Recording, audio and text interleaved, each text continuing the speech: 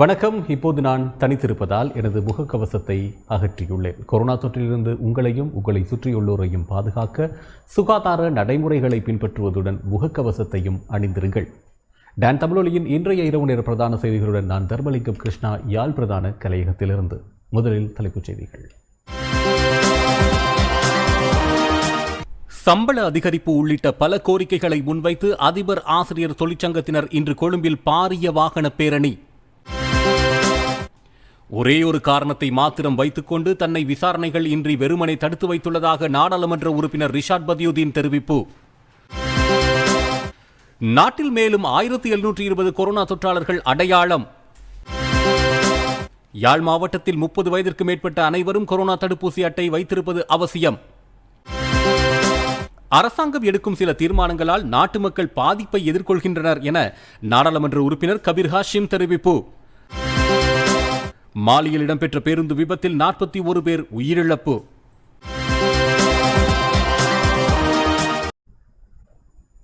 அடுத்து முதன்மை செய்தி. அனுசரணை. ஸ்ரீலங்கா இன்சூரன்ஸ் தனது காப்புறுதி பத்திர உரிமையாளர்களுக்கு மாதத்திற்கு ரூபாய் 1 பில்லியனுக்கும் அதிகமான காப்பீட்டு இழப்பீட்டினை வழங்குகிறது. சம்பள அதிகரிப்பு உள்ளிட்ட பல கோரிக்கைகளை முன்வைத்து அதிபர் ஆசிரியர் தொழிற்சங்கத்தினர் இன்று கொழும்பில் பாரிய வாகன பேரணி ஒன்றை நடத்தியுள்ளனர். ஆசிரியர் அதிபர் சேவையில் நிலவும் பிரச்சினைகளுக்கு தீர்வு வழங்கப்படாத நிலையில் வீதிக்கு இறங்கி போராடும் நிலை ஏற்பட்டுள்ளதாகவும், கோரிக்கைகளுக்கு தீர்வு கிடைக்கும் வரை போராட்டத்தை கைவிடப் போவதில்லை எனவும் இலங்கை ஆசிரியர் சங்க செயலாளர் ஜோசப் ஸ்டாலின் தெரிவித்துள்ளார். சம்பள அதிகரிப்பு உள்ளிட்ட பல கோரிக்கைகளை முன்வைத்து அதிபர் ஆசிரியர் தொழிற்சங்கத்தினர் இன்று வாகன பேரணி ஒன்றை முன்னெடுத்தனர். இந்த வாகன பேரணி இன்று 4 பிரதான வீதிகள் ஊடாக கொழும்பு நகருக்குள் நுழைந்தது. வாகன பேரணியில் வந்த அதிபர் ஆசிரியர் தொழிற்சங்கத்தினர் ஜனாதிபதி செயலகத்தின் முன்பாக எதிர்ப்பு போராட்டத்தில் ஈடுபட்டனர்.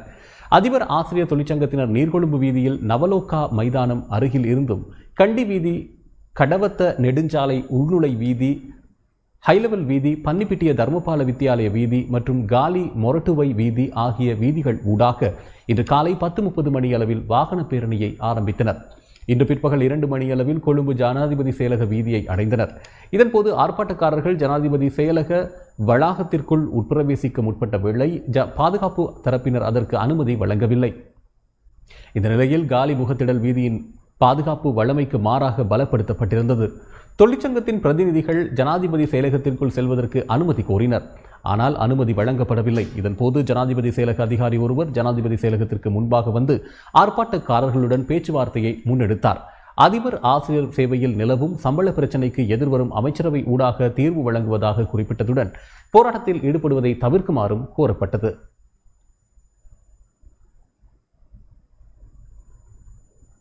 கொழும்பில் ஜனாதிபதி செயலக வளாகம் முன்பாக இன்று ஆர்ப்பாட்டத்தில் ஈடுபட்டவர்களில் 38 பேர் கைது செய்யப்பட்டனர்.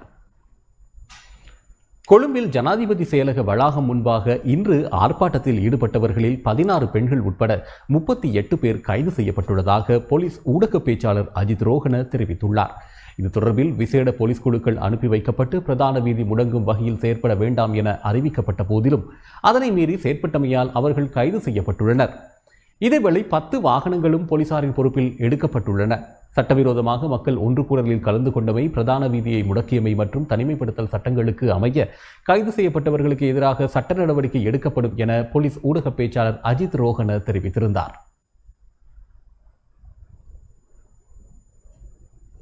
நாட்டுக்கே கல்வி அறிவை வழங்கும் ஆசிரியர்களின் போராட்டம் பாரியது என நாடாளுமன்ற உறுப்பினர் வேலுசாமி ராதாகிருஷ்ணன் தெரிவித்திருந்தார்.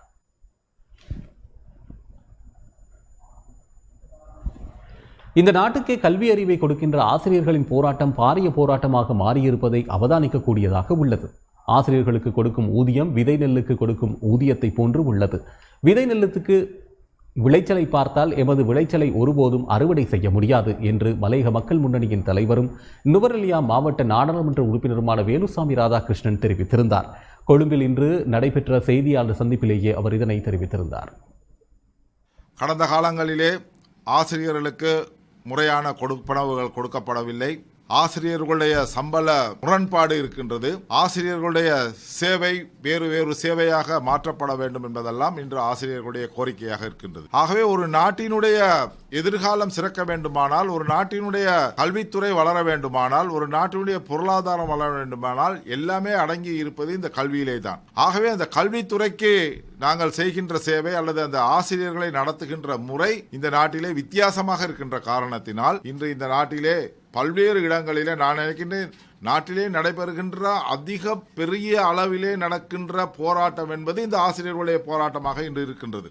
ஆசிரியருக்கு கொடுக்கும் ஊதியம் என்பது விதை நெல்லுக்கு கொடுக்கின்ற ஊதியம் போல இருக்கின்றது. விதை நெல்லுக்கு விலை பார்த்தால் எங்களுடைய விளைச்சலை நாங்கள் ஒரு நாளும் அறுவடை செய்ய முடியாது. அந்த வகையிலே இன்று ஆசிரியர்கள் இன்று கடந்த ஒரு வருடமாக பல்வேறு சிக்கல்களுக்கு முகம் கொடுக்கின்ற சூழ்நிலையிலே ஆன்லைன் மூலமாக கல்வியை கொடுக்கின்ற இந்த சந்தர்ப்பத்திலே இன்று அதையும் கொடுக்க முடியாமல் அவர்கள் நிறுத்தி இருப்பது வருத்தத்துக்குரிய விஷயமாகும். ஆனால் அரசாங்கம் அவர்களுக்கு கொடுக்க வேண்டிய கொடுப்பனவுகளை ஏதாவது ஒரு முறையிலே எந்த வகையிலாவது அவர்களுக்கு ஒத்துக்கொள்ள வகையிலே இந்த அரசாங்கம் நடந்து கொள்ளவில்லை என்பதுதான் மிக மன வருத்தத்துக்குரிய ஒரு விஷயமாக இருக்கின்றது. இன்று காலையிலே எங்களுடைய எதிர்க்கட்சி தலைவர் சஜித் பிரேமதாஸ் அவர்கள் காலையிலே எழுப்புகின்ற கேள்விக்கு GL பீரிஸ் அவர்கள் 2020 ஆண்டு தான் அடுத்த பட்ஜெட்டிலே இதற்கான காசை ஒதுக்கி செய்வதாக ஒத்துக்கொண்டிருந்த பொழுதிலும் இதுவரைக்கும் அது கிடைக்கவில்லை, இப்பொழுது காசு இல்லை என்று சொல்லுகின்றார்கள். அரசாங்கத்தினுடைய நிலைமை அப்படியாக இருந்தாலும் இந்த ஆசிரியருடைய நிலைமையும் கணக்கிட்டு அவர்களுக்கு ஒழுங்கான சம்பளத்தை கொடுப்பதற்கு முன்வர வேண்டும், அவருடைய பிரச்சனையை தீர்ப்பதற்கு முன்வர வேண்டும் என்பதை நாங்கள் இந்த நேரத்தில் எடுத்துக்காட்ட விரும்புகின்றோம். அதே போல இந்த நாட்டினுடைய பொருளாதாரத்திலே மிக அதிகமாக பங்கு வகிக்கின்ற தோட்ட தொழிலாளர்களுடைய சம்பள பிரச்சனை நேற்றும் உயர்நீதிமன்றத்திலே இந்த கேஸ் இருந்திருக்கின்றது. இது இப்பொழுது அடுத்த மாதம் ஒத்திப்போட சென்றிருக்கின்றது. தோட்டத்துறைமார்கள் இப்பொழுது 700 ரூபாய் கொடுத்து விட்டு இப்பொழுது 600 ரூபாயாக குறைக்கும்படியும் பிளஸ் எல்லாம் சேர்த்து 1000 ரூபாய் தருவதாக சொல்லியிருக்கின்றார்கள், அவர் முன்மொழிந்திருக்கின்றார்கள். அதே போல ஏனைய தொழிற்சங்கங்கள், அதாவது கூட்டு ஒப்பந்தத்திலே சம்பந்தப்பட்ட தொழிற்சங்கங்கள் இப்பொழுது 900 பிளஸ் என்று சொல்லியிருக்கின்றார்கள். ஆகவே இதை ஒரு முறையாக பேசி தோட்ட தொழிலாளர்களுக்கு 1000 ரூபாய்க்கு குறையாத சம்பளம் வாங்குவதற்கான நடவடிக்கை நாங்கள் எடுக்க வேண்டும். அதுதான் எங்களுடைய பொறுப்பாக இருக்கின்றது என்பதை நான் இந்த நேரத்திலே தெரிவித்துக் கொள்ள விரும்புகின்றேன். அதே போல இன்று மலையகத்திலே பாதிக்கப்பட்ட இஷாலினுடைய மரணம் இன்று நீதிமன்றத்துக்கு சென்றிருக்கின்றது. ஆனால் நீதிமன்றம் அதற்கு நல்ல முறையிலே ஒரு தீர்வை பெற்றுக் கொடுக்கும் என்ற நம்பிக்கையிலே நாங்கள் இருக்கின்றோம். இன்று மலையகத்திலே பல போராட்டங்கள் அதற்காக நடைபெறுகின்றதை நாங்கள் அவதானிக்கக்கூடியதாக இருக்கின்றது. தோட்ட தொழிலாளர்கள் இப்பொழுது உணர்ந்திருக்கின்றார்கள், தாங்கள் செய்கின்றது கடந்த காலத்திலே செய்துகின்றது தவறு. 16 வயதுக்கு குறைந்த வயசுள்ள பிள்ளைகளை நாங்கள் வேலைக்கு அனுப்பக்கூடாது, அப்படி அனுப்பினால் அது எங்க மேலே தப்பு இருக்கின்றது என்பதை அவர்கள் உணரக்கூடிய சந்தர்ப்பம் இன்று எழுந்திருக்கிறது. அனுசரணை. ஸ்ரீலங்கா இன்சூரன்ஸ் தனது காப்புறுதி பத்திர உரிமையாளர்களுக்கு மாதத்திற்கு ரூபாய் 1 பில்லியனுக்கும் அதிகமான காப்பீட்டு இழப்பீட்டினை வழங்குகிறது. ஜனாதிபதி கோட்டாபய ராஜபக்ஷ நாடாளுமன்றத்திற்கு திடீர் விஜயம் செய்தார். ஜனாதிபதி கோட்டாபய ராஜபக்ஷ இன்று முற்பகல் நாடாளுமன்றத்திற்கு விஜயம் செய்திருந்தார். நாடாளுமன்ற கட்டட தொகுதிக்கு வருகை தந்த ஜனாதிபதியை சபை முதல்வர் தினேஷ் குணவர்தன மற்றும் ஆளும் கட்சியின் பிரதான அமைப்பாளர் ஜான்சன் பெர்னாண்டோ ஆகியோர் வரவேற்றனர். பிரதமர் மஹிந்த ராஜபக்ஷ உள்ளிட்ட ஆளுங்கட்சி உறுப்பினர்கள் ஜனாதிபதியுடன் நாடாளுமன்ற சபை மண்டபத்திற்கு வருகை தந்தனர். நாடாளுமன்ற உறுப்பினர் அனுருகுமார் திசாநாயக்க நிலையியல் கட்டளையின் கீழ் தனது கேள்வியை சமர்ப்பித்துக் கொண்டிருந்த வேளையில் ஜனாதிபதியின் விஜயம் இடம்பெற்றிருந்தது. சபா மண்டபத்தில் அமர்ந்திருந்து நிலையியற் கட்டளையின் கீழ் முன்வைக்கப்பட்டிருந்த வாய்மூல கேள்விகளை செவிமடுத்த ஜனாதிபதி அதன் பின்னர் பாராளுமன்ற வளாகத்தில் உள்ள அவரது அலுவலகத்தில் ஆளுங்கட்சி எதிர்க்கட்சி உறுப்பினர்களுடன் சுமூகமாக கலந்துரையாடினார்.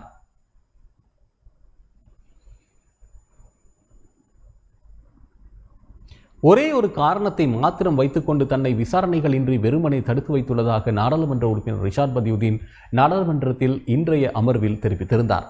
ஜனாதிபதி இதன்போது விசேட விஜயம் ஒன்றை மேற்கொண்டு நாடாளுமன்ற சபை அமர்வில் கலந்து கொண்டிருந்தார். இதன்போது கருத்து தெரிவித்த ரிஷாட் பதியுதீன், என்னை ஏப்ரல் மாதம் 24ஆம் தேதி கைது செய்தார்கள். 5 நாட்கள் மாத்திரமே என்னிடம் விசாரணைகளை மேற்கொண்டார்கள். இன்றுடன் 102 நாட்கள் நிறைவடைந்துள்ளன. 97 நாட்கள் என்னை தனி அறையிலேயே வைத்துள்ளார்கள். 24 மணி நேரமும் அறையை மூடியே இருக்கிறது. மலசல கூடத்திற்கு செல்வதற்காக மாத்திரம் வெளியே செல்ல அனுமதி வழங்கப்படுகிறது என தெரிவித்தார். இதன்போது சபை அமர்வில் கலந்து கொண்ட ஜனாதிபதியை அழைத்து தனது ஆதங்கத்தையும் பதிவு செய்தார். ஜனாதிபதி அவர்களே, என்னை ஏன் கைது செய்தீர்கள் என ஓஐசியிடம் கேட்டபோது எனது அமைச்சின் மேலதிக செயலாளரான பாலசுப்ரமணியமுடன் 1.5 நிமிடம் தொலைபேசியில் உரையாடியதற்காக என்னை கைது செய்துள்ளதாக அவர் சொன்னார். வேறு எந்த ஒரு காரணங்களும் இல்லை என தெரிவித்தார்கள். ரிஷாடின் கருத்திற்கு பதிலளித்த அமைச்சர் ஜான்சன் பெர்னாண்டோ, பாலசுப்ரமணியம் தற்போது நாட்டில் இல்லை எனவும் அவர் வெளிநாட்டுக்கு தப்பிச் சென்றுள்ளதாகவும் குறிப்பிட்டார். இதனைத் தொடர்ந்து ரிஷாட் பதியுதீன் எம்பிக்கு வழங்கப்பட்ட 2 நிமிட கால அவகாசம் நிறைவடைந்துள்ளதாக தெரிவித்து சபாநாயகர் ஒலிவாங்கியை நிறுத்திவிட்டு நாடாளுமன்ற சபை நடவடிக்கைகளை தொடர்ந்து முன்னெடுத்தார்.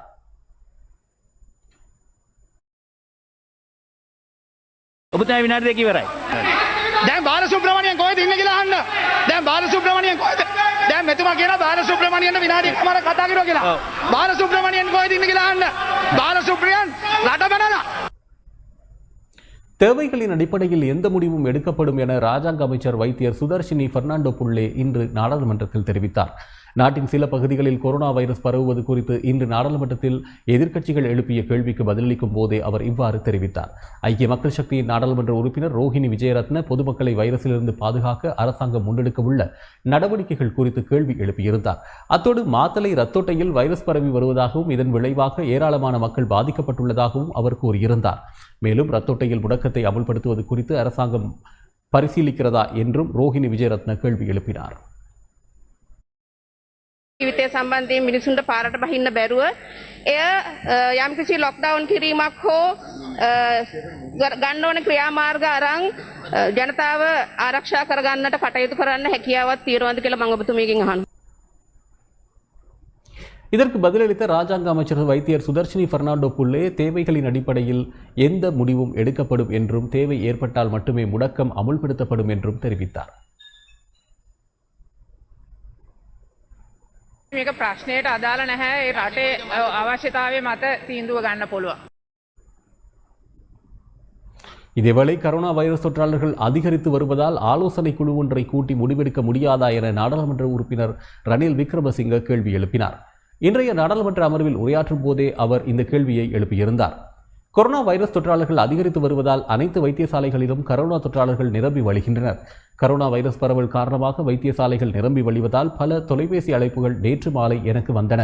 எனவே இவ்விடயம் தொடர்பில் துறை சார்ந்த அமைச்சருக்கு அறிவுறுத்தி ஆலோசனை குழுவை கூட்டி வேலை திட்டம் ஒன்றை முன்னெடுக்க முடியாதா என்று கேட்டார்.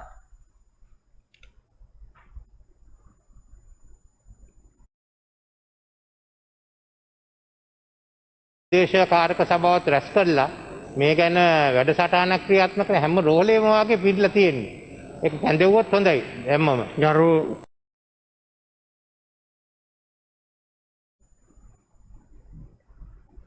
கொத்தலாவல பாதுகாப்பு பல்கலைக்கழக சட்டமூலம் தொடர்பான விவாதம் மற்றும் வாக்கெடுப்பு எதிர்வரும் வெள்ளிக்கிழமை நாடாளுமன்றத்தில் இடம்பெற மாட்டாது என சபையில் அறிவிக்கப்பட்டுள்ளது. பாதுகாப்பு பல்கலைக்கழக சட்டமூலம் தொடர்பில் நாடாளுமன்ற உறுப்பினர் ரணில் விக்ரமசிங்க வரும் வெள்ளிக்கிழமை கொத்தலாவல பாதுகாப்பு பல்கலைக்கழக சட்டமூலம் தொடர்பான விவாதம் மற்றும் வாக்கெடுப்பு நடைபெறுமா என சபையில் கேள்வி எழுப்பினார். මේ සිකුරාදා මේ අර විශ්වවිද්‍යාලය පනත වාද කරනවද නැද්ද කියලා.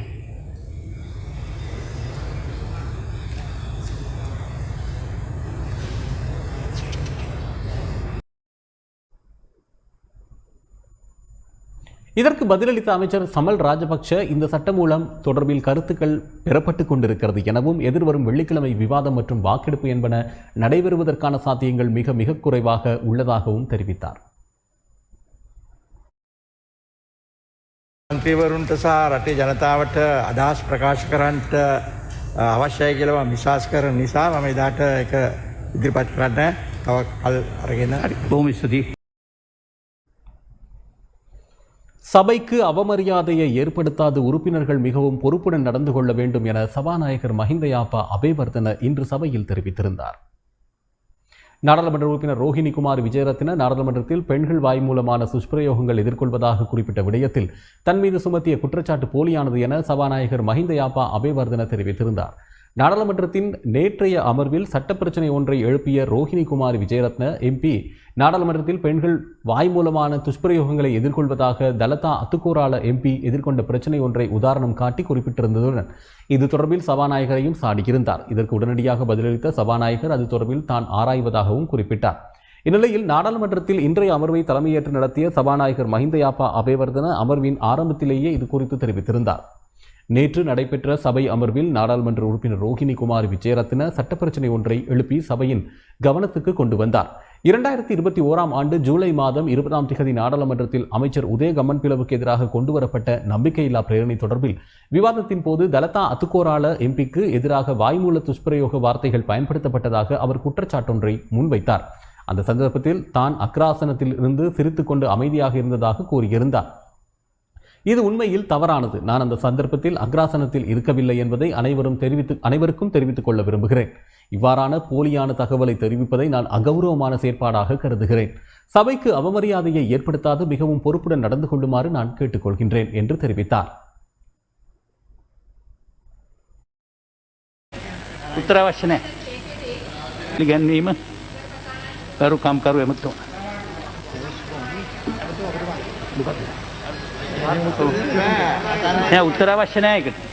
उत्तर आवश्य नाही उत्तर आवश्य नाही. ஆனால் சபாநாயகர் அந்த ஆசனத்தில் இருக்கவில்லையாயினும் இந்த சபையில் நடக்கின்ற ஒரு சில விடயங்களுக்கு மட்டுமல்லாது சகல விடயங்களுக்கும் சபாநாயகரை பொறுப்பேற்க வேண்டும் என ஐக்கிய மக்கள் சக்தியின் நாடாளுமன்ற உறுப்பினர் ரோஹிணி குமார் விஜயரத்ன தெரிவித்திருந்தார். நாடாளுமன்றத்தில் அங்கம் வகிக்கும் பெண் பிரதிநிதிகளுக்கு வாய்மூல துஷ்பிரயோகம் இடம்பெறுவதாக நேற்றைய நாடாளுமன்ற அமர்வில் நாடாளுமன்ற உறுப்பினர் ரோஹிணி குமார் விஜயரத்ன சட்ட பிரச்சினை ஒன்றை எழுப்பியிருந்த நிலையில் அதற்கு சபாநாயகர் மஹிந்த யாப்பா அபேவர்தன இன்று பதிலளித்திருந்தார். சபாநாயகரின் கருத்துக்கு பதிலளிக்கும் போதே ரோஹிணி குமார் விஜயரத்ன எம்பி இவ்வாறு தெரிவித்தார். நான் ஒரு விடயத்தை உங்களுக்கு நினைவூட்ட விரும்புகிறேன். நீங்கள் இன்று அந்த விடயத்துக்கு பதிலளித்ததனூடாக அவ்விடயத்தை ஒரு சாதாரண விடயமாக கருதியுள்ளீர்கள்.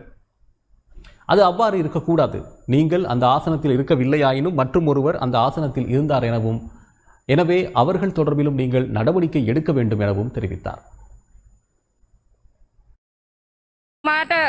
මතක් කරනවා අද ඔබතුමාගේ ප්‍රකාශයෙන් ඒ සිද්ධිය සාධාරණීකරණය කිරීමක් සිද්ධ වුණා. මම කියනවා ඒ එසේ විය යුතු නැහැ. ඔබතුමා ඒ සම්බන්ධයෙන් ක්‍රියාමාර්ගයක් අරගන්න. ඔබතුමා නෙවෙයි නම් ඔතන හිටියේ ඔතන වෙන මහත්තයෙක් හිටියා. ஹிஷாலினி விவகாரம் தொடர்பில் இலங்கை தொழிலாளர் காங்கிரஸ் அக்கறையுடன் செயற்படுவதாக ராஜாங்க அமைச்சர் ஜீவன் தொண்டமான் தெரிவித்தார். மலையகத்தின் டயகம சிறுமி ஹிஷாலினி விவகாரத்தில் இலங்கை தொழிலாளர் காங்கிரசின் அதீத அக்கறையுடன் செயற்படுவதாக ராஜாங்க அமைச்சர் ஜீவன் தொண்டமான் தெரிவித்திருந்தார். நாடாளுமன்றத்தில் இன்று உரையாற்றும் போதே அவர் இவ்வாறு குறிப்பிட்டார். முன்னாள் அமைச்சர் ரிஷாத் பத்துதீன் வீட்டில் நடந்த சம்பவத்திலிருந்து இதுவரைக்கும் எல்லாரும் அரசியல் ரீதியாக நிறைய ஸ்டேட்மெண்ட்ஸ் தந்திருக்காங்க, நிறைய நாடகம் நடத்துனாங்க. எல்லாத்துலேயும் பார்த்தீங்கன்னா சொல்லியிருக்காங்க மலையக மக்கள் மட்டும்தான் இந்த மாதிரி வேலைக்கு வராங்க. இதை என்னால் ஏற்றுக்க முடியாது. அவங்களோட பிரதினா இதை என்னால் ஏற்றுக்க முடியாது. காரணம் என்னன்னா இந்த 1,37,704 சிறுவர்களும் மலையகத்திலேருந்து வந்திருக்காங்க, இல்லை நாடளாவிய ரீதியிலேருந்து வந்திருக்காங்க. வறுமைக்கு இன மத மொழி ஜாதி தெரியாது. வறுமை யாருக்கிட்ட இருக்கோ அவங்க வேலைக்கு போவாங்க. அது மட்டும் இல்லாமல் மலையக மக்கள் ஒன்றும் தரக்குறைவா வேற எந்த வேலைக்கும் போலே சொந்த காலில் நின்று இன்னைக்கு அவங்க குழந்தைங்களை படிக்க வைக்கிறாங்க. அது வீட்டு வேலை செஞ்சாலும் சரி, சுயதொழில் செஞ்சாலும் சரி. அப்படி இருக்கும்போது இதை ஒரு காரணமாக வச்சு இந்த சபையில் இருக்க நிறைய பாராளுமன்ற உறுப்பினர்கள் இதை வச்சு நாடகம் ஆடி இருக்காங்க. அதாவது மலையக மக்கள் வறுமை கோட்டு கீழே இருக்காங்க, கஷ்டத்தில் இருக்காங்க. எங்களுக்கு யாரோட பரிதாபமும் தேவையில்லை. இதுவரைக்கும் இந்த நாட்டுக்கு உழைச்சதுக்காண்டி அந்த சேர வேண்டிய பாக்கி, எங்களுக்கு வர வேண்டிய மரியாதை, அங்கீகாரம், கௌரவம், இதை 3 தந்தாலே போதும். இன்னைக்கு மலையக மக்கள், மலையக இளைஞர்கள் நிறைய இடத்துல நல்ல இடத்துல இருக்காங்க. நிறைய பேர் இந்த நாட்டுக்கு பெருமை சேர்த்திருக்காங்க. நிறைய பேர் சர்வதேச ரீதியாக போட்டிக்கெல்லாம் போய் பதக்கங்கள் எல்லாம் வென்று நாட்டுக்கு பெருமை சேர்த்திருக்காங்க. ஒரு இடத்துல நான் பார்க்குறேன் ரொம்ப மோசமான விஷயம். ஒரு இடத்துல கட்சியோட பேரை ஒரு போஸ்டர்ல இப்படி வச்சிருக்காங்க, அது பக்கத்துல அந்த பொண்ணோட போட்டோ. இந்த மாதிரி கேவலமான அரசியல் செய்யணுமா என்ன? நம்ம அதனாலதான் நான் இது வரைக்கும் பேசாம இருந்தேன். நான் பேசாம இருந்தனால நிறைய பேர் சொன்னாங்க நாங்க நடவடிக்கை எடுக்கல. நாங்க நடவடிக்கை எடுத்திருக்கோம். இங்க உட்கார்ந்துருக்க எல்லாரோட எனக்கு தான் இதுல அக்கறை அதிகமா இருக்கு. யாரும் ஒன்றும் சொல்ல முடியாத சம்பந்தமா. நாட்டில் மேலும் 1720 கொரோனா தொற்றாளர்கள் அடையாளம் காணப்பட்டுள்ளனர். நாட்டில் இன்று மாலை மேலும் 1720 பேருக்கு கொரோனா தொற்று உறுதிப்படுத்தப்பட்டுள்ளதாக ராணுவ தளபதி ஜெனரல் சவேந்திர சில்வா அறிவித்தார். அதற்கமைய இந்த தொற்றாளர்கள் அனைவரும் சித்திரை புத்தாண்டு கொத்தனையுடன் தொடர்புடையவர்கள் ஆவர். இது தொடர்பான அறிக்கையை சுகாதார மேம்பாட்டு பணியகம் இன்று இரவு வெளியிட்டுள்ளது. அதன் அடிப்படையில் நாட்டில் கொரோனா தொற்றுக்கு உள்ளானவர்களின் மொத்த எண்ணிக்கை 3,17,939 அதிகரித்துள்ளது. கொரோனா தொற்றிலிருந்து இன்று மேலும் 1754 பேர் பூரண குணமடைந்து வீடு திரும்பியுள்ளதாக சுகாதார அமைச்சின் தொற்று நோயியல் பிரிவு தெரிவித்துள்ளது.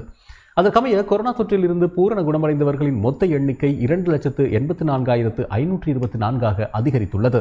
கொரோனா தொற்றுக்குள்ளாகி உயிரிழந்தோரின் மொத்த எண்ணிக்கை 4,645 அதிகரித்துள்ளது. அதனால் குணமடைந்தவர்கள் மற்றும் உயிரிழந்தவர்களை தவிர்த்து தற்பொழுது 28,770 தொற்றாளர்கள் வைத்தியசாலைகள் மற்றும் கொரோனா சிகிச்சை நிலையங்களில் சிகிச்சை பெற்று வருகின்றனர்.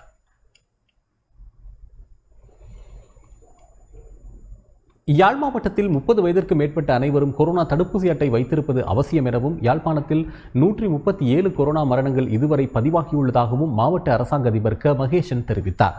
இன்று பிற்பகல் யாழ் மாவட்ட கொரோனா நிலைமைகள் தொடர்பில் மாவட்ட செயலகத்தில் வைத்து ஊடகங்களுக்கு கருத்து வெளியிடுகையிலேயே அவர் இதனை தெரிவித்தார். யாழ்ப்பாண மாவட்டத்தில் தற்பொழுது இந்த கொரோனா தொற்று நிலைமை சற்று தீவிரம் பெற்றுள்ளதாக நாங்கள் இந்த புள்ளிவிவரங்களிலிருந்து அறியக்கூடியதாக இருக்கின்றது. இன்றைய நிலையிலே 7,640 அந்த தொற்றுறுதி அறிவிக்கப்பட்டிருக்கின்றது. அதே நேரத்தில் 137 இறப்புகள் பதிவு செய்யப்பட்டிருக்கின்றன. 2,445 குடும்பங்களைச் சேர்ந்த 6,969 நபர்கள் சுயதனிமைப்படுத்தலுக்கு உட்படுத்தப்பட்டிருக்கின்றார்கள்.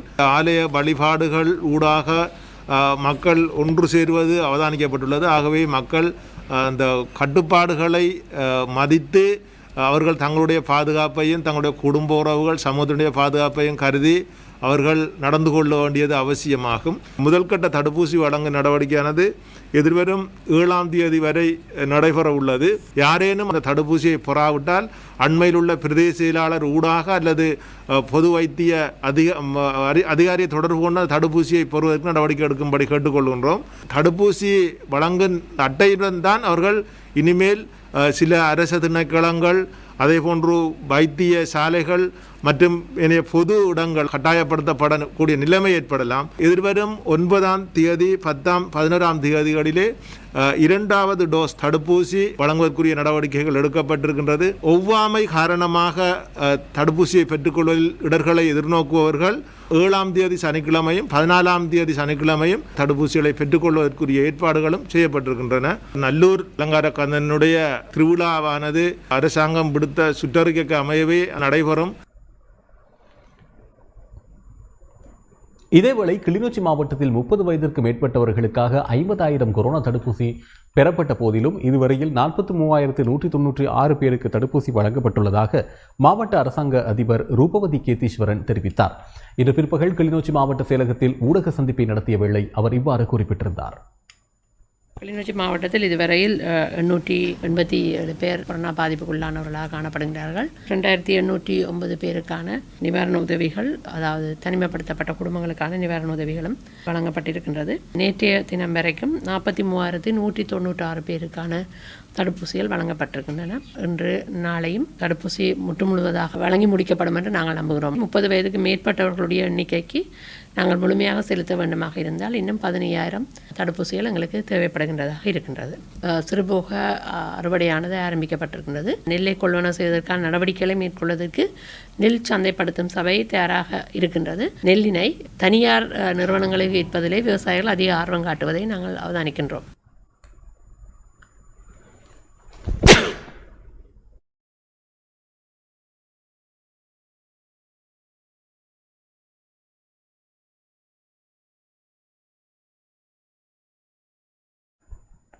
வவுனியா மாவட்டத்தில் நேற்று வரை 60 வயதிற்கு மேற்பட்டோர் 30 வயதிற்கு மேற்பட்டோர் சுகாதார பிரிவினர் ஆசிரியர்கள் உட்பட 50% மாணவர்களுக்கு கொரோனா தடுப்பூசி செலுத்தப்பட்டுள்ளதோடு இன்றைய தினமும் தடுப்பூசி செலுத்தும் நடவடிக்கை முன்னெடுக்கப்பட்டது. அந்த வகையில் வவுனியா தாண்டிக்குளம் பிரமண்டு வித்யாலய மண்டபத்தில் தடுப்பூசி வழங்கும் செயல் திட்டம் இன்று காலை முதல் முன்னெடுக்கப்பட்டது. இதில் அதிகளவான பொதுமக்கள் ஆர்வத்துடன் கலந்து கொண்டு தடுப்பூசியினை செலுத்தி சென்றதை அவதானிக்க முடிந்தது. இன்றைய தினம் 1000 தடுப்பூசிகளின் முதல் டோஸ் பொதுமக்களுக்கு செலுத்தப்பட உள்ளதோடு நேற்று வரை வவுனியா மாவட்டத்தில் 62,000 தடுப்பூசிகள் செலுத்தப்பட்டுள்ளது. இதனிடையே 60 வயதிற்கு மேற்பட்டவர்கள் ஊடகவியலாளர்கள் என 1025 பேருக்கு கடந்த மாதம் 6ஆம் தேதி சைனோஃபார்ம் தடுப்பூசியின் முதல் டோஸ் வன்னி பிராந்திய இராணுவ கட்டளை தளபதி மேஜர் ஜெனரல் ஹேமந்த பண்டார ஒத்துழைப்புடன் வழங்கப்பட்டிருந்தது. இதற்கான 2வது டோஸினை வழங்குவதற்கான செயற்பாடுகள் சுகாதார பிரிவினரால் முன்னெடுக்கப்பட்டுள்ளது. யாழ்ப்பாணத்தின் வடமராட்சி கிழக்கு அம்பன் பாடசாலையில் இடம்பெறும் சினோஃபார்ம் கொரோனா தடுப்பூசி வழங்கும் செயற்திட்டத்தில் மக்கள் ஆர்வத்துடன் தடுப்பூசியை பெற்றுக்கொண்டனர். மருதங்கேணி சுகாதார வைத்திய அதிகாரி மற்றும் பொது சுகாதார பரிசோதகர்கள், தாதியர்கள், குடும்ப நல உத்தியோகத்தர்கள் என அதிகாரிகளும் இராணுவத்தினரும் இணைந்து கொரோனா தடுப்பூசி ஏற்றும் பணியில் ஈடுபட்டிருந்தனர். அம்பன், குடத்தனை உட்பட மக்கள் வீதி திருத்த பணியில் ஈடுபடுவார்கள் என இதுவரை 300க்கும் மேற்பட்டோர் தடுப்பூசியை பெற்றுக்கொண்டுள்ளனர்.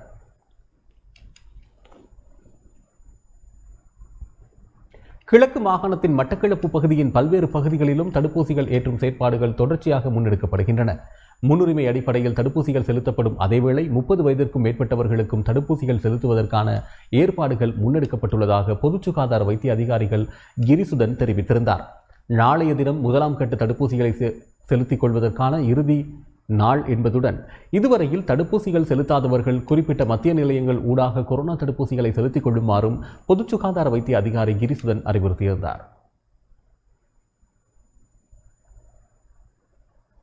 அம்பாறையின் பாண்டிருப்பு கிராமத்தில் பாண்டிருப்பு மகாவித்தியாலயத்தில் இன்றைய தினம் அரச ஊழியர்களுக்கும் 30 வயதிற்கு மேற்பட்டோர்களுக்கும் தடுப்பூசிகள் செலுத்தப்பட்டன. கல்முனை வடக்கு சுகாதார பிராந்தியத்தில் கல்முனை, பாண்டிருப்பு, பெரிய நீலாவணை, சேனைக்குடியிருப்பு, நட்பிட்டிமுனை ஆகிய கிராமங்களில் பாடசாலைகள், பொது மண்டபங்கள் மற்றும் பிரதேச சுகாதார சேவை நிலையங்களில் சைனோஃபார்ம் தடுப்பூசிகள் ஏற்றப்பட்டு வருகின்றன. இதனிடையே கல்முனை வடக்கு பிராந்திய சுகாதார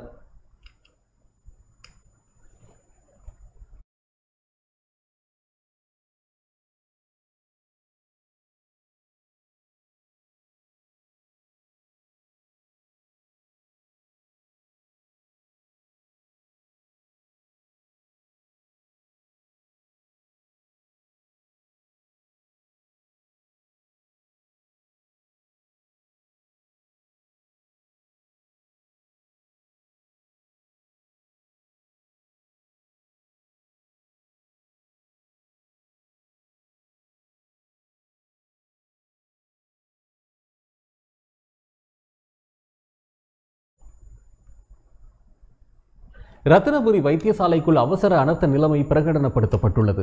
கரோனா வைரஸ் தொற்றின் காரணமாகவே அவசர அனர்த்த நிலைமை பிரகடனப்படுத்தப்பட்டுள்ளது என வைத்தியசாலை பணிப்பாளர் அறிவித்தல் விடுத்துள்ளார்.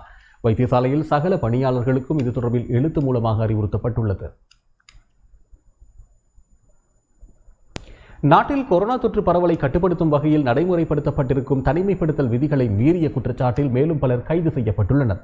இன்று காலை 6 மணியுடன் நிறைவு பெற்ற கடந்த 24 மணி நேரத்தில் இவ்வாறு தனிமைப்படுத்தல் விதிகளை மீறி நடமாடிய குற்றச்சாட்டில் 123 பேர் கைது செய்யப்பட்டிருப்பதாக போலீஸ் ஊடக பேச்சாளர் சிரேஷ்ட பிரதி போலீஸ் மா அதிபர் அஜித் ரோஹன தெரிவித்திருந்தார்.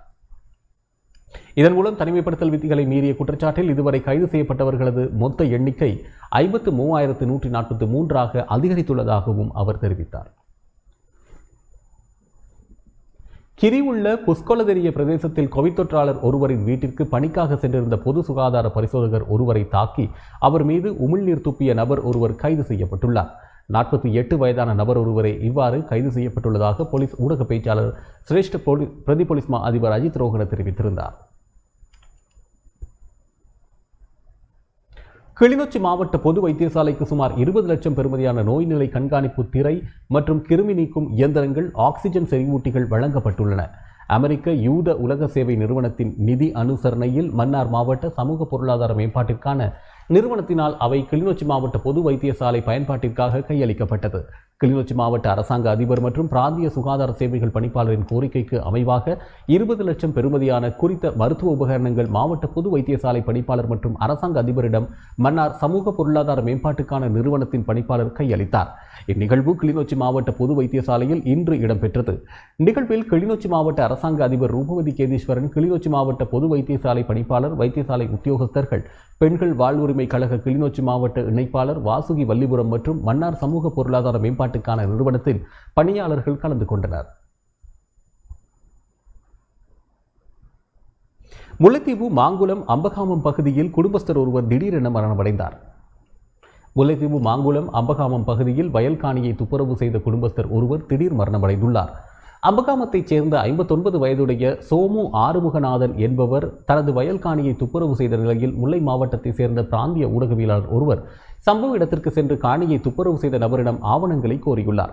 இதன்போது குறித்த பிராந்திய ஊடகவியலாளர் போலீஸ் மற்றும் கிராம சேவகர்களை அழைத்த வேளையில் கிராம சேவகர் முன்னிலையில் பயந்த நிலையில் நின்ற வயல்காணியை துப்புரவு செய்த குடும்பஸ்தர் வயல்காணியில் திடீரென விழுந்து மரணமடைந்துள்ளார்.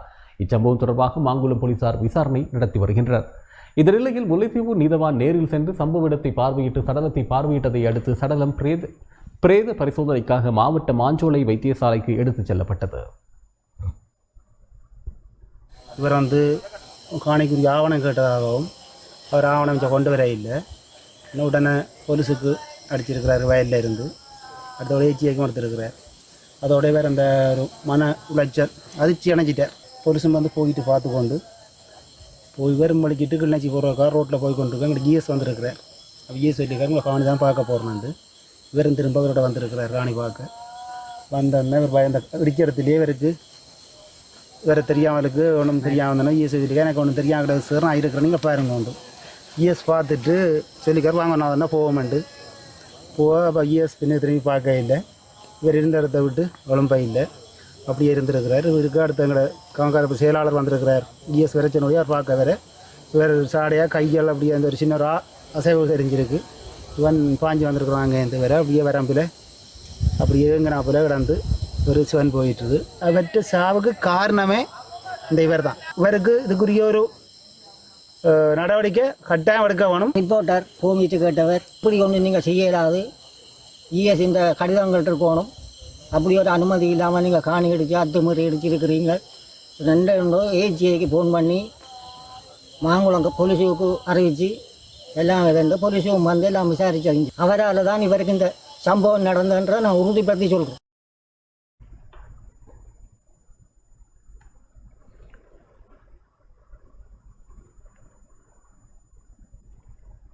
ரிஷாட் பதியுதீன் வீட்டில் உயிரிழந்த சிறுமி ஹிஷாலினியின் மரண விசாரணைகள் துரிதப்படுத்த வேண்டும் என கோரி பொகவந்தலாவ கக்கசோல்ட் தோட்ட மக்கள் ஆர்ப்பாட்டத்தில் ஈடுபட்டிருந்தனர். நாடாளுமன்ற உறுப்பினர் ரிஷாட் பதியுதீனின் வீட்டில் பணியாற்றி வந்த நிலையில் உயிரிழந்த 16 வயது சிறுமியான ஹிஷாலினியின் மரணத்துக்கு நீதி கோரி பொகவந்தலாவை கர்கஸ்லோட் பகுதியில் இன்று பாரிய ஆர்ப்பாட்டம் ஒன்று முன்னெடுக்கப்பட்டது. பொகவந்தலாவ போலீஸ் பிரிவிற்குட்பட்ட கக்கசோல்ட் மேல் மத்திய கீழ் பிரிவுகளைச் சேர்ந்த சுமார் 500 பேர் இந்த ஆர்ப்பாட்டத்தில் கலந்து கொண்டனர். இதன்போது கர்கசோல்ட் மத்திய பிரிவிலிருந்து டன்சின் வரையிலான நகர்வை ஆர்ப்பாட்ட பேரணி முன்னெடுக்கப்பட்டது. இந்த போராட்டத்தில் நோர்வுட் பிரதேச சபை தவிசாளர் ரவி குழந்தைவேலு, வட்டார உறுப்பினர்கள் உட்பட பிரதேச மக்கள் பலரும் கலந்து கொண்டனர். ஹிஷாலினியின் 2வது கட்ட பிரேத பரிசோதனை துரிதப்படுத்தப்பட வேண்டும். சிறுவர்களை வேலைக்கு அழைத்து செல்லும் தரகர்களை கைது செய்ய வேண்டும். தரம் 7 வரை கல்வி கற்க ஹிஷாலினி ரிஷாட் பதியுதீனின் வீட்டுக்கு சுவர்களில் ஆங்கிலத்தில் எழுதியது எவ்வாறு சாத்தியமாகும் என ஆர்ப்பாட்டத்தில் ஈடுபட்டவர்கள் கேள்வி எழுப்பினர். இந்த மரணமானது கடுமையான தண்டனை கொடுக்கப்பட வேண்டும். 1. 2வது சின்ன பிள்ளைகளை இவ்வளவு அவங்க செஞ்ச பிள்ளைகள் வெளியில வரதில்லை. சிறுமியை வேலைக்கு தொழிலுக்கு அமர்த்தி அந்த புள்ள 7 படித்த புள்ள இங்கிலீஷ்ல எழுதுமா? அதாவது எங்களுக்கு தொழில் வாய்ப்புகள் தான் இல்ல. நாங்கள் கஷ்டவாளிகளா இருக்கலாம். எங்களுக்கு அன்றாட கூலிக்காரர்கள் தொழில் இல்லாத காரணத்தினால் தொழில் அமர்த்தப்பட்ட பிள்ளைகளை இந்த மாதிரி துன்புறுத்துவதோ பாலியல் தொந்தரவு கொடுக்கிறதையோ முழுமையாக நாங்கள் கண்டிக்கிறோம். இதை நிறுத்தப்பட வேண்டும். பாராளுமன்ற உறுப்பினர் அவர்களுக்கு நாங்கள் ஓட்டு போட்டு அனுப்புகின்றோம். எம்மையும் எமது சமுதாயத்தையும் பாதுகாப்பதற்காக. இன்று வேலையே பயிரமைந்த கதையா போய்விட்டது. அது மட்டும் இல்லாமல் 7ஆம் ஆண்டு படித்த சிறுமி இன்று இங்கிலீஷில் எழுதுவதாக கூறுகின்றார்கள். இதற்கு என்ன நடக்கின்றது என்று எங்கள் யாருக்குமே தெரியவில்லை. இந்த அரசாங்கம் சிறுவர்களை வேலைக்கு அமர்த்துறதுல இருந்து முதல்ல நிறுத்த வேண்டும். மலையகத்துல வேலை செய்யற நாங்க வறுமைக்கு கோட்டு கீழே தான் இருக்கிறோம். நாங்க கஷ்டத்து காரணமாக தான் இந்த பிள்ளைங்களை கொழும்புக்கு வேலைக்கு அனுப்புறோம். நாடுகளிலும் முறைசாரா துறைகள் காணப்படுகின்றன. இந்த முறைசாரா துறைகள் நாட்டின் பொருளாதாரத்தை கட்டியெழுப்புவதற்கு நாட்டின் அபிவிருத்திக்கும் மிக முக்கியமானவை என்று ஐக்கிய மக்கள் சக்தியின் நாடாளுமன்ற உறுப்பினர் கபீர் ஹாஷிம் தெரிவித்தார். கொழும்பில் இன்று நடைபெற்ற செய்தியாளர் சந்திப்பிலேயே அவர் இதனை தெரிவித்தார்.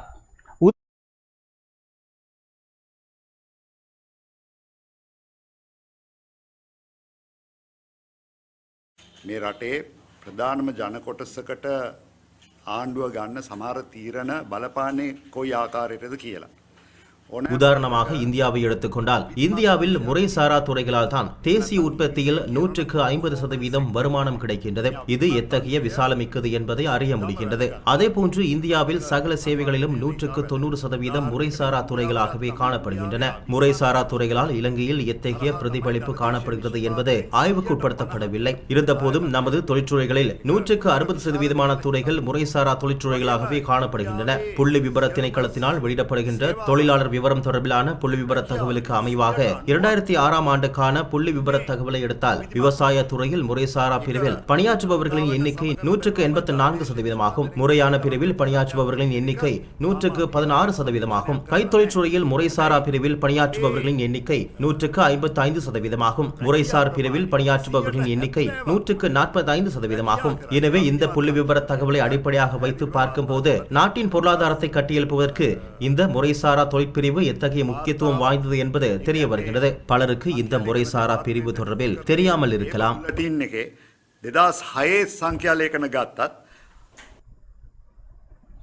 20வது திருத்தச் சட்டத்துக்கு ஆதரவாக வாக்களித்தவர்களுக்கு உயர் பதவிகள் வழங்கப்படுவதாக நாடாளுமன்ற உறுப்பினர் இம்ரான் மஹ்ரூப் தெரிவித்துள்ளார். எதிர்க்கட்சியில் இருந்து கொண்டு 20வது திருத்தச் சட்டத்துக்கு ஆதரவாக வாக்களித்தவர்களுக்கு உயர் பதவிகள் வழங்கும் நிலை காணப்படுவதாக ஐக்கிய மக்கள் சக்தியின் திருகோணமலை மாவட்ட நாடாளுமன்ற உறுப்பினர் இம்ரான் மஹ்ரூப் தெரிவித்திருந்தார். முஸ்லிம் கட்சிகளின் தலைவர்களது அனுமதியுடனேயே அவர்களது நாடாளுமன்ற உறுப்பினர்கள் அரசாங்கத்துக்கு ஆதரவாக வாக்களித்தார்கள் என்ற விடயம் முஸ்லிம் காங்கிரசின் தேசிய அமைப்பாளர் பதவியிலிருந்து தெளிவாகின்ற ஒரு விடயம் என்றும் அவர் தெரிவித்தார். கொழும்பில் இன்று நடைபெற்ற செய்தியாளர் சந்திப்பிலேயே அவர் இதனை தெரிவித்திருந்தார். அரசமைப்பின் 20வது திருத்தச் சட்டத்துக்கு முஸ்லிம் கட்சிகளின் தலைவர்கள் தவிர்ந்த ஏனையவர்கள் வாக்களித்த போது தலைவர்கள் சார்பில் கூறப்பட்ட விடயங்கள் என்னவெனில், எமது அனுமதி இல்லாமல் அவர்களது சொந்த விருப்பின் பேரிலேயே அவர்கள் அந்த திருத்தச் சட்டமூலத்துக்கு ஆதரவாக வாக்களித்தனர். எனவே அவர்கள் வாக்களித்தமைக்கு எமக்கும் எந்தவித தொடர்பும் இல்லை எனவும் கூறினார். அதேபோன்று இதற்கு எதிராக ஒழுக்காற்று நடவடிக்கைகள் எடுக்கப்படும் என்று கூறிய தலைவர்கள் 20வது திருத்தச் சட்டத்துக்கு ஆதரவாக வாக்களித்தவர்களுக்கு இன்று பதவிகளை வழங்கும் நிலைப்பாடுகளை காணப்படுகின்றன என்றும் தெரிவித்தார். கொத்தலாவல சட்டமூலத்தை மீளப்பெற வலியுறுத்தி யாழ் பல்கலைக்கழகத்தில் கவனஈர்ப்பு போராட்டம் ஒன்று முன்னெடுக்கப்பட்டது. இலவச கல்வியை இராணுவமயமாக்கும் கொத்தலாவல சட்டமூலத்தை உடனடியாக மீளப்பெற வலியுறுத்தி யாழ் பல்கலைக்கழகத்தில் இன்று கவனஈர்ப்பு போராட்டம் ஒன்று முன்னெடுக்கப்பட்டது. யாழ்ப்பாண பல்கலைக்கழக சமூகத்தின் ஏற்பாட்டில் பல்கலைக்கழக நுழைவாயிலில் முன்பாக மதியம் 12 மணி முதல் 1 மணி வரையான 1 மணி நேர போராட்டம் இந்த பொழுதில் முன்னெடுக்கப்பட்டது. பல்கலைக்கழகம் முன்பாக முன்னெடுக்கப்பட்ட போராட்டத்தில் பல்கலைக்கழக மாணவர்கள், ஆசிரியர்கள் மற்றும் பொது அமைப்புகளின் பிரதிநிதிகள் என பலரும் கலந்து கொண்டனர். இதன்போது அரச பல்கலைக்கழக முறைமை நீர்த்து போகச் செய்யும் கொத்தலாவல சட்டமூலத்தை உடனடியாக மீளப்பெறு, கல்விசாரா ஊழியர்களின் பிரச்சினைக்கு உடனடியாக தீர்வு வழங்குங்கள், கல்வியை வியாபாரமாக்கும் கொத்தலாவல சட்டமூலத்தை கிழித்தெறி, இலவச கல்வியை பாதுகாக்க இலங்கையராக ஒன்றிணைவோம், எதிர்கால மாணவர்கள் கடனாளிகளாக மாற வேண்டுமா உள்ளிட்ட பல்வேறு வாசகங்கள் எழுதப்பட்ட பதாகைகளை தாங்கியவாறு இந்த போராட்டத்தை முன்னெடுத்தனர். உயர்கல்வியினை இராணுவமயமாக்குவதையும் தனியார் மயமாக்குவதையும் எதிர்ப்போம் என்றும் ஜனநாயகம் மிக்க சமூகத்தினை கட்டியெழுப்புவோம் எனவும் இதன் போது வலியுறுத்தப்பட்டது. நாட்டின் பாடசாலை மட்ட கல்வித்துறையும் இன்று பாரிய நெருக்கடியினை எதிர்கொண்டுள்ளது. கொரோனா தொற்று காலத்திலே பல்கலைக்கழக மாணவர்களும் பாடசாலை மாணவர்களும் கல்வியினை இணைய வழியிலே தொடரலாம் என்று அறிவுறுத்திய அரசாங்கம் இணையவழி கல்வியினால் கல்வித்துறையில் ஏற்பட்டிருக்கும் அசமத்துவங்களை நீக்க ஆக்கபூர்வமான முயற்சிகளை மேற்கொள்ளவில்லை. இணைய வசதியற்ற இடங்களில் இருந்து கல்வி கற்கும் மாணவர்களும் இணைய வழி கல்விக்கு வேண்டிய சாதனங்களை வழங்குவதற்கு பொருளாதார வசதிகள் குறைந்த குடும்பங்களைச் சேர்ந்த மாணவர்களுக்கும் கல்வித்துறையில் பாரிய புறமொதுக்கல்களை சந்தித்து வருகின்றார்கள். இவ்வாறான மாணவர்கள் தமது கல்வியினை தொடர்வதற்கான வசதி வாய்ப்புகளை அரசு உடனடியாக ஏற்படுத்த வேண்டும். பல்கலைக்கழக சட்டமூலத்தை எதிர்த்து போராடி கொண்டிருக்கின்றோம். இந்த பல்கலைக்கழக சட்டமூலமானது பல்கலைக்கழக சட்டமூலமானது இராணுவ மயப்படுத்தலை ஊக்குவிக்கின்றது, தனியார் மயப்படுத்தலை ஊக்குவிக்கின்றது. அதே நேரம் இலவச கல்வியை அடியோடு இல்லாதொழிக்க போகின்ற ஒரு அபாய சங்கொன்றை ஒலிக்கின்றது. அத்துடன் நாங்கள் இவற்றையெல்லாம் எதிர்ப்பதோடு எமது பல்கலைக்கழகங்களில் காணப்படுகின்ற அரசியல் தலையீடுகள், அதாவது இங்கு பல்கலைக்கழகத்தில் காணப்படுகின்ற ஆளும் அதிகார சபையான பேரவை முதற்கொண்டு துணைவேந்தர் நியமனம் மற்றும் கல்விசாரா ஊழியர்களின் நியமனங்கள் என்பவற்றில் காணப்படுகின்ற அரசியல் தலையீடுகளை எதிர்ப்பதோடு அவற்றுக்கான நியமனங்களில் அரசியல் தலையீடு அற்ற ஒரு நிலையை உருவாக்க வேண்டும் என்பதையும் நமது முக்கியமான கோரிக்கையாக இருக்கின்றோம். பல்கலைக்கழக மாணவர்கள் வந்து எதிர்காலத்தில் கடனாளியாக படப்படுற ஒரு சந்தர்ப்பம் ஒன்று இருக்கு. என்னென்னு சொன்னால் பிரைவேட் பல்கலைக்கழகங்கள் ஆரம்பிக்கப்பட்ட பிறகு அதிலிருந்து ஒரு பல்கலைக்கழகம் செல்ல முடியாத ஒரு மாணவன் வந்து அந்த பல்கலைக்கழகத்துக்கு செல்ல வேண்டும் என்று சொன்னால் அந்த பிரைவேட் பல்கலைக்கழகத்துக்கு போகணும் என்று சொன்னால் அதுக்கு காசு கட்ட வேண்டிய சூழ்நிலை. எதிர்காலத்தில் இப்படி காசு கட்டி படிக்கிற ஒரு சிச்சுவேஷன் வந்ததுன்னு சொன்னால் எங்களுடைய மாணவர் சமுதாயத்தை பாதிக்கக்கூடியதாக இருக்கும். கல்வி என்றது ஒரு ஏற்றத்தாழ்வு வந்து இல்லாமல் செய்கிற ஒரு விஷயம். ஆனால் வந்து இந்த கல்வி இந்த சட்ட மசோதா அங்கீகரிக்கப்பட்டால் கல்வி வந்து ஒரு ஏற்றத்தாழ்வுகளை உருவாக்கும் என்று சொல்லி நாங்கள் இந்த நேரத்தில் கேட்டுக்கொள்கிறோம். இத்துடன் டான் தமிழொலியின் இன்றைய இரவு நேர பிரதான செய்திகள் நிறைவடைகின்றன. வணக்கம்.